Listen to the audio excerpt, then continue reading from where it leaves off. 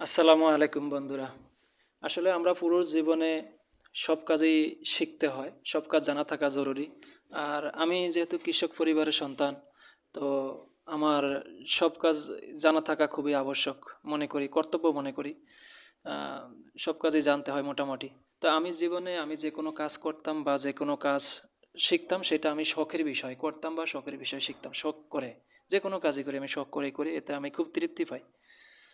তো এই যে গ্রামগঞ্জের দেখো মুড়ি ভাজা, তো এটা তো গ্রামগঞ্জের সব বাড়িতেই মুড়ি ভাজা হয় এই শীতকাল আইলে, শীতের আগে আগে। তারপর রমজানের আগে মুড়ি ভাজে বাড়িতে, চাল ধান সিদ্ধ করে শুকাইয়া তারপর ভাঙে, তারপরে এই চালটারে একটু লবণ দিয়ে ভিজাইয়া রাখে, একটু ফুলে ফুলে আসলে তারপরে এই চুলায় গরম করে, চুলায় গরম করার পর মানে চালটা লাড়তে হয়।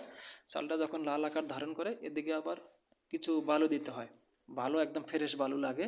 ওই বালুটাও গরম করতে হয়, এক পাশে এক চুলায় বালু আর এক চুলায় চাল নাড়তে হয়। তখন চালটা একটু লাল আকার ধারণ করে, যখন লালচে লালচে ভাব হয়, বাদামি আকারে হয়ে যায়, তখন ওই ইটা বালুটা নামাইয়া বালুটারে একটু নাড়তে হয়, যাতে বেশি হিট না থাকে। বেশি হিট থাকলে দেখা যাচ্ছে চালটা দেওয়ার সাথে সাথে পুরে লাল হয়ে যায়। এই যে দেখেন, বালুটা একটু হালকা হিট কমছে, এখন চালটা দিয়ে দিলাম। চালটা দেওয়ার পরে এইভাবে, যাদের মানে মাটির হাঁড়ি থাকে, আমাদের মাটির বলে পাতিল বলে, ওই মাটির পাতিল নাই, তাই সিলভারের পাতিলে আর কি চালটা মিক্সিং আছে, চাল এবং বালু একসাথে, গরম বালু গরম চাল একসাথে মিক্স করা হচ্ছে। তো এইভাবে আর কি মিক্স করতে হয়, এই চাল আর বালু একবার ভালোভাবে মিক্স করতে হয়।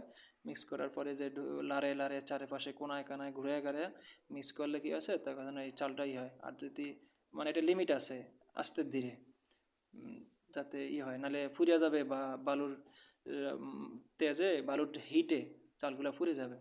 এই যে আমার মা একটু বৃদ্ধা মানুষ, তো মারে কাজে একটু সাহায্য করলাম, এতে আমার কাছে খুব ভালো লাগে, আমার ফ্যামিলির সবাই খুশি, আমিও খুশি। তো দেখলাম যে চেষ্টা করলাম পারি কি না, তো দেখলাম যে না, আলহামদুলিল্লাহ ভালোই পারতেছি। তাই এই যে মা আমার আবার মুড়িগুলা নাড়তেছে, যাতে গরম বালুগুলা, ওই যে যে ঝাঁঝুর বলে গ্রামগঞ্জের বাসা, এটা হইলো হাড়ি ছিদ্র করা, এই ছিদ্র দিয়া ওই বালুগুলা নিচে পড়ে যায়, আর উপরে মুড়িগুলা থাকে। না হলে কি হয়, মুড়িগুলা পুড়ে লাল হয়ে যায়, লাল হয়ে গেলে তো আর হবে না।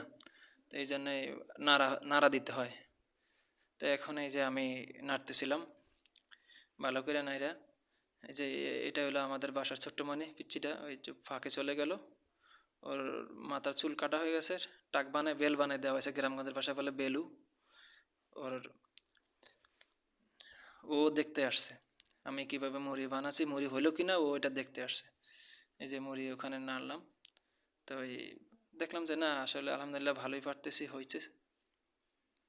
এই যে বালু যা নিচে আবার বালুগুলা একটা আরেকটা কড়াইতে জমা হয়েছে, এরপরে আবার বন্ধুরা, যদি আমার এই ভিডিওটা একটু ভালো লাগে আপনাদের, তাহলে আমাকে আমার পেজে একটা ফলো দিন এবং ভিডিওটা শেয়ার করে দিন, এবং আমাকে সবসময় সাপোর্ট করবেন। আর আমার ভিডিওটা অবশ্যই শেয়ার করে দিবেন আপনার বন্ধুদেরকে দেখার জন্য। আর লাইক দিন, ফলো দিন, এবং আমাকে সবসময় সাপোর্ট করবেন। ধন্যবাদ আপনাদের সবাইকে। আসসালামু আলাইকুম।